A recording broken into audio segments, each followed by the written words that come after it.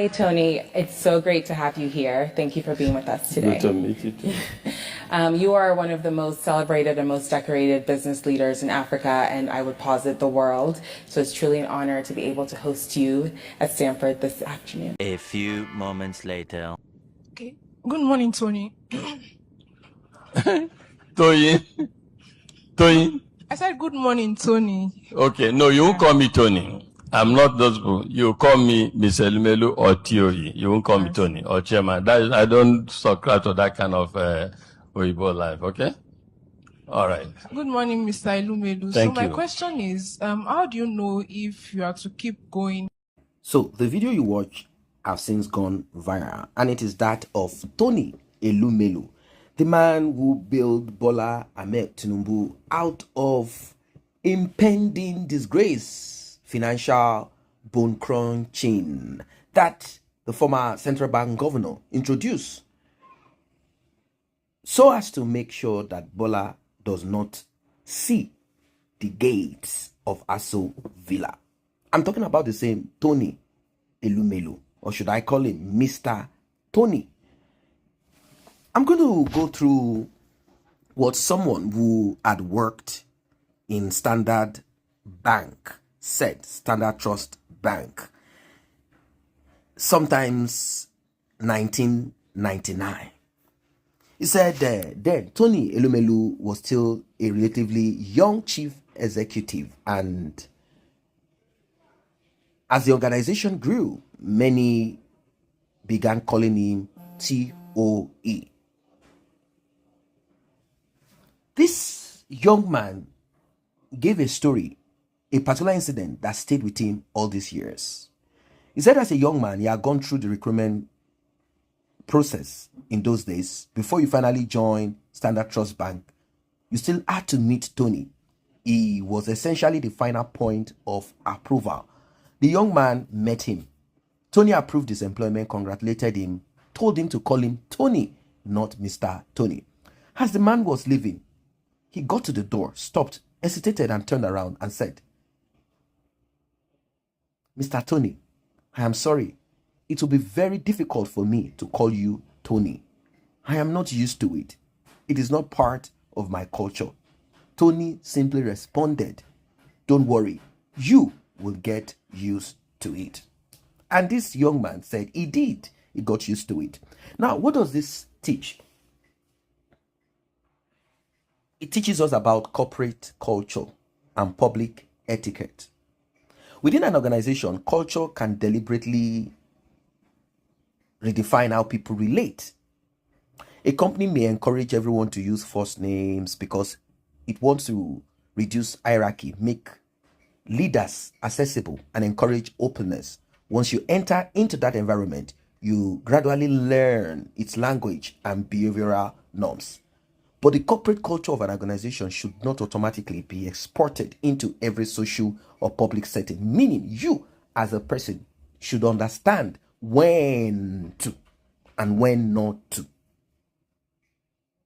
The fact that employees call a chief executive by his first name internally does not automatically mean that everybody, everywhere, will be allowed to address him in the same way.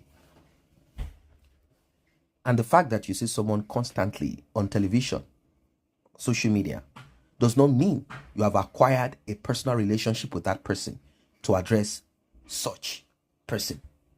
First name basis. Now, I know there are divergent opinions, and I'm going to also go there. There are people who are battering Tony ELUMELU, saying, hey, dude, what's wrong with you? If you were in the United States or in Europe, are you expecting that they will call you Mr.? They will call you Tony, the name that they gave to you. And they said you'll be laughing from here to here, happy with a name that is not indigenous to you. You'll be so happy about it. These are divergent opinions. Well, will Tony reprimand a British, German, Italian, Maltese, Hungarian, Estonian, Swedish, female, if she calls him Tony when addressing him, will he do that? Will he kind of understand the time and season? And not just that alone, will he understand that this is a different culture?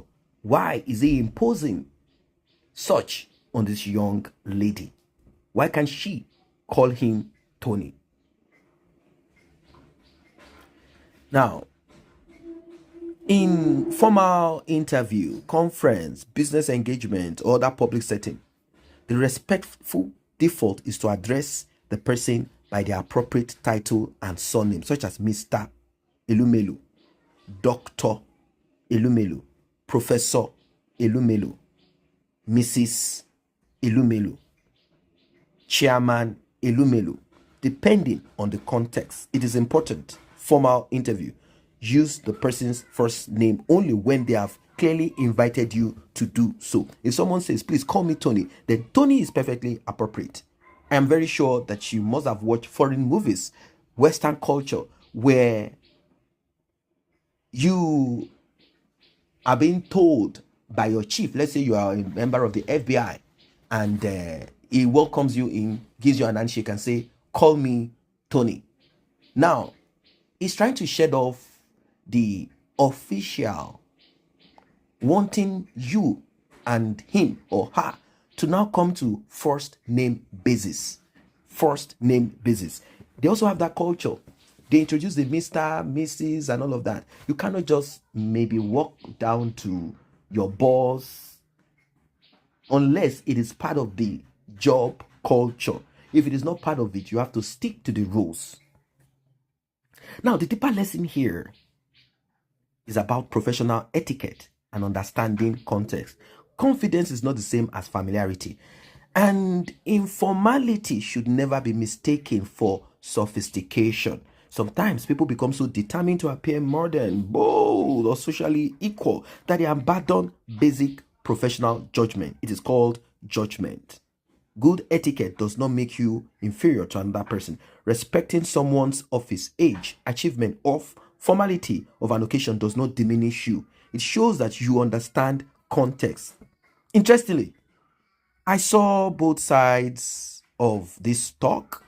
Some saying that, what is the big deal about it? Tony, this is a foreign name given to you. How dare you? If you were in Europe, what would you have done? Would you have spoken that way to that lady? If you were in the UK and you were having this summit or whatever conference or whatever it is that you are having, would you have done the same? Would you have lambasted that African British girl? Or you're doing this because you are in Nigeria? Or you are doing this because she sounds African? Or because you know how? Which of this? Call me Tony. Don't call me Tony. At first, what you heard is Tony. So is like Tony, like, are you introducing yourself like I am Tony? Well, some have said she's a Gen Z and they are rude, like they lack the conceptual context of how things are to be done. I was even thinking she was going to introduce herself like, my name is Tony, blah, blah, blah.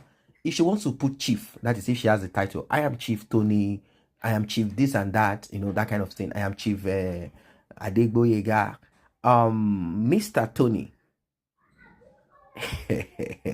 Well, anyway, it is what it is. If you address your colleague by first name, you do not address the chairman of your company by first name. Your chairman is not your colleague. Know the difference, or knowing the difference is knowing wisdom. I think I'm going to leave it there. I'm going to leave it there. Yeah, I'm going to leave it there. I don't know what your thoughts are. I mean, the man says, call me T-O-E, not Tony.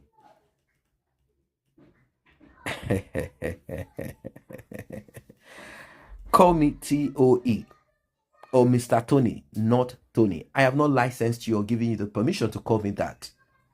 After all, he is the chief executive officer.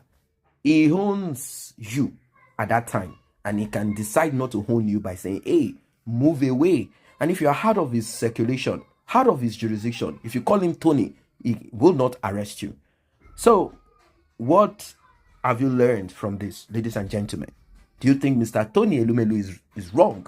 Do not look at the money, because most people are like, look at you, people that are there, older than you. They are calling because people are looking at money as the hallmark of respect. Yes, I know money is important. It's not easy to get. But this is supposed to be official gathering, not a social event. And even social event, people still expect you to call them by their title. Chief, my lord. You know, people still want you to call them Dr. Mrs., Pastor Mrs. They still want that title. Very important.